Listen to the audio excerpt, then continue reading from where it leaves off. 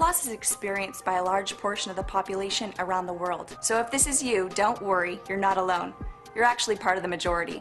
We're speaking with Steve Gendron about hair loss issues and what we can do to fix them. Steve, what are some of the most common reasons why people are losing their hair today in North America? There's a number of factors that can contribute to it. There are lifestyle factors that can come into play, things like stress, different times in your life. Probably the most prevalent are hormonal or genetic factors that can cause pattern baldness in both men and women. And when you say hormonal and genetic, what exactly do you mean by that? One of the big causes of genetic or male pattern baldness is actually a chemical called DHT, which is in your bloodstream. And essentially what it does is it flows to your hair follicles, making them thinner and thinner until the hair follicle actually dies. And do you see that hair loss is affecting everyone in the population, men and women?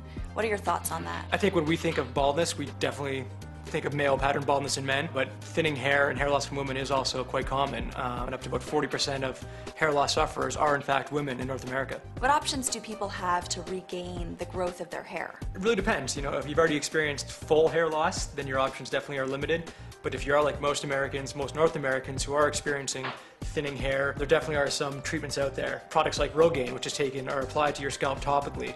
There's also Propecia, which is one of the more common oral medications that are designed to discourage the production of DHT and encourage hair regrowth. One of the newer products on the market is Provillus, which is actually taken both topically and orally. One of the great things about that, sort of unlike Propecia, is you don't have the risk of adverse sexual side effects that can be caused from the interaction between the DHT and testosterone. Can you give us a little bit more information about Provillus? The first part is the topical application. So essentially it's a liquid that you would massage, and this liquid contains minoxidil. What minoxidil does is help stimulate the capillaries around your hair follicles, increasing the protein that actually gets to the hair itself. The second part of the process is a supplement that's actually taken orally.